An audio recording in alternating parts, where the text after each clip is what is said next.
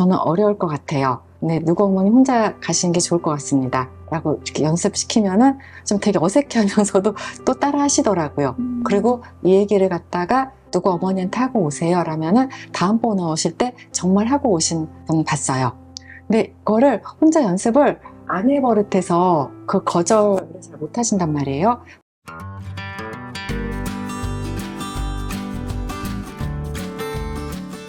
육아라는 게 엄마의 뜻대로 되지 않기도 하잖아요.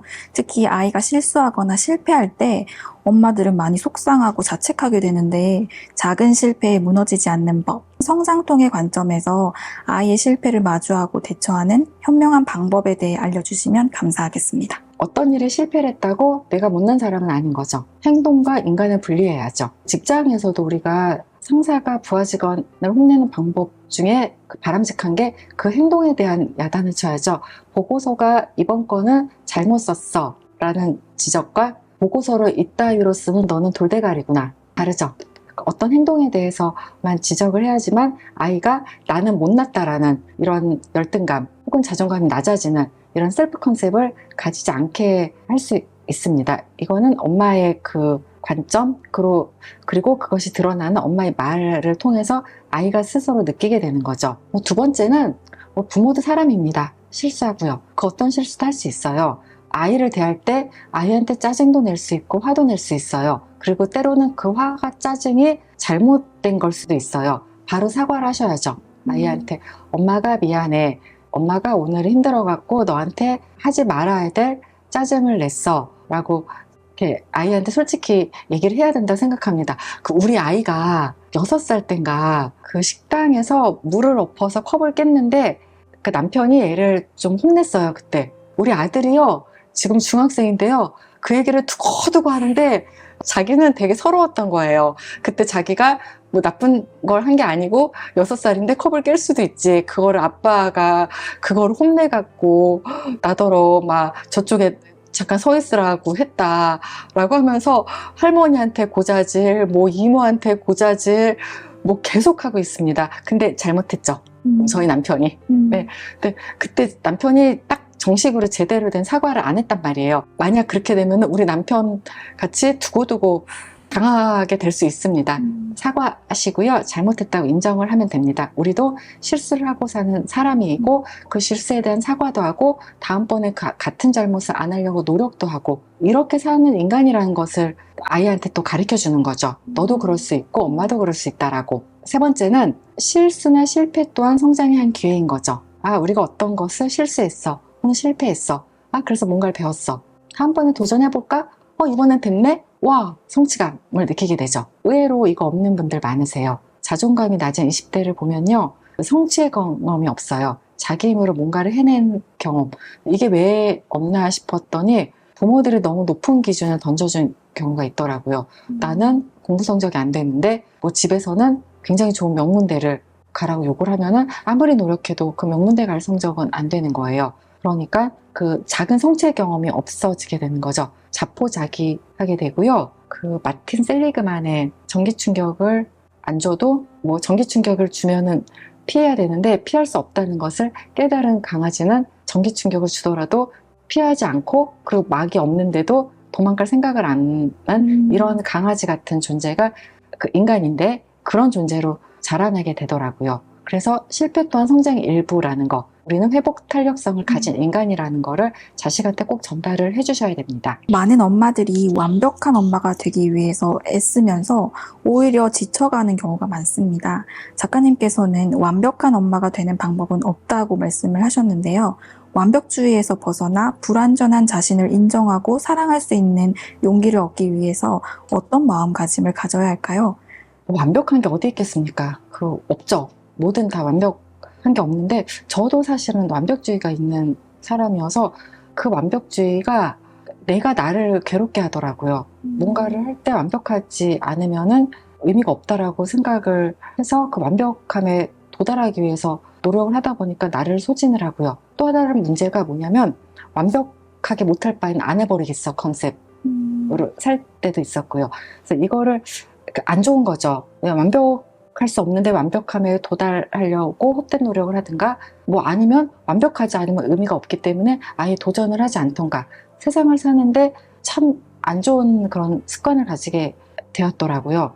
그래서 제가 생각하는 게, 일본에 있는 킨치키라는 도자기 기술을 보고 좀 감명을 받았는데, 깨진 도자기를 버리는 게 아니고 금으로 이어붙이면은 또 다른 생명력을 갖고 더 예술적인 가치, 그리고 유일무이하죠. 뭐 깨지는 게 뭐 어디 뭐 정해져서 깨지는 게 아니고 멋대로 깨지는 거니까 그거를 예쁘게 잘 붙이는, 상처 또한 내 삶의 일부고 더 뛰어난 작품으로 나아갈 수 있다라는, 이런 일본의 그 도자기 기술에서 우리는 그 정신을 좀 배워야 된다고 생각을 합니다. 그리고 이거는 직장인들은 아마 아실 텐데, 뭐 보고서를 내거나 뭔가 할 때 100%가 아닌 뭐 85% 정도의 완성도로 시간 내에 끝내는 버릇이요. 저 글 쓸 때 그래요. 계속 뭐를 고치다 보면은 계속 나와요.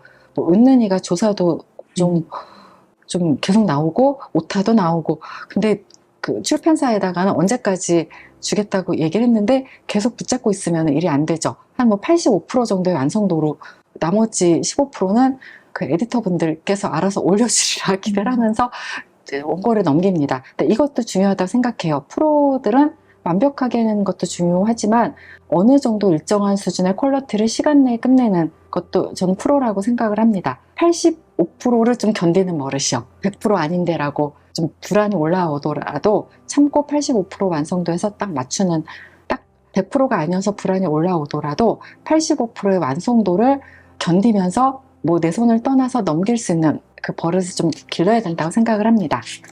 세 번째는 성장통을 우리는 기뻐해야 된다는 거죠. 어떤 잘못을 저질러서 문제가 됐다. 근데 그 잘못이 가르쳐주는 의미를 나와 내 아이한테 가르쳐주는 거죠. 아이가 학교에서 친구랑 싸웠어. 아, 왜 싸웠어? 네가 뭐 잘못했어? 그 친구가 너한테 잘못한 게 뭐야?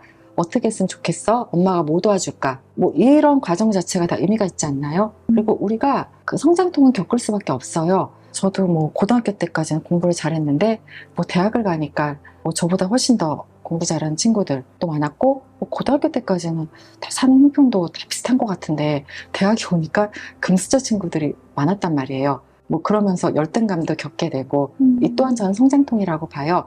근데 그런 성장통을 겪으면서 노력할 부분 노력하고 아닌 부분 받아들이고, 그리고 세상에 참 다양한 사람들이 있고 이런 걸 알게 되는 것 같아요. 더 넓어지고 깊어지고. 성장통이 가진 의미를 좀 찾아야 된다는 거죠. 요리가 실패했다. 새로운 시도를 해봤는데 잘 안 됐네. 아, 이 시도는 아니었구나. 다른 시도를 해보자. 뭐 이거를 또 배우기도 하고요. 아이한테 짜증을 냈어요. 좀 미안하죠. 엄마가 이래서 미안해. 엄마가 많이 힘들었나 보다. 뭐 아이도 뭐 엄마도 힘들 수 있는 인간이라는 걸 이해하고, 전 다음엔 안 그러려고 노력을 하고, 이렇게 우리는 성장통을 겪으면서 삶을 살아갈 수밖에 없고, 이 성장통을 삶의 일부로 받아들이고, 이 또한 내가 내 삶을 나아가게 하는, 그리고 그 삶이 좀 넓고 깊은 이런 과정으로 가는 한 과정이라는 것을 이해를 해주셨으면 좋겠습니다. 이 성장통이 내 삶을 때로는 깊이 있게 만들어줄 수 있다는 거죠. 우리는 또 성장통을 통해서만 나아갈 수 있고요. 이거를 꼭 좀 기억하셨으면 합니다. 책에서는 건강한 경계를 세워야 한다고 이야기하면서 노라고 말하기 시작할 때 자존감이 회복될 수 있다라고 말씀을 해주셨는데요. 그런데도 이제 여전히 많은 엄마들이 거절하기를 어려워하는데요. 거절을 잘하는 방법 3가지만 알려주신다면 어떤 게 있을까요? 첫 번째, 그냥 연습하기예요. 거울 보고 한번 해보세요. 근데 저 환자분들한테 많이 써요. 저쪽 보세요. 그리고 한번 해보세요. 거절해보세요. 어떡해요? 알려드릴 때도 있어요. 제가 오늘은 너무 바빠서 그 말씀하신 부탁을 들어드리기 어려울 것 같아요. 혹은 제가 그 수영장에 애들 데리고 같이 가는 것은 체력이 안 돼갖고 저는 어려울 것 같아요. 근데 누구 어머니 혼자 가시는 게 좋을 것 같습니다. 라고 이렇게 연습시키면은 좀 되게 어색해하면서도 또 따라 하시더라고요. 그리고 이 얘기를 갖다가 누구 어머니한테 하고 오세요 라면은 다음번에 오실 때 정말 하고 오신 분 봤어요. 근데 그거를 혼자 연습을 안 해버릇해서 그 거절을 잘 못하신단 말이에요. 한번 정말 실제로 하는 대사처럼 연습을 한번 해보자는 거죠. 두 번째는 순간 훅 들어오면은 대답을 잘 못할 때 있잖아요. 이거를 O를 해야 돼, X를 해야 돼. 그럼 약간 딜레이를 좀 하세요 라고 말씀드릴 때가 있어요. 뭐 우리는 이게 일상적인 생활에서도 잘 쓰는 방법인 것 같아요.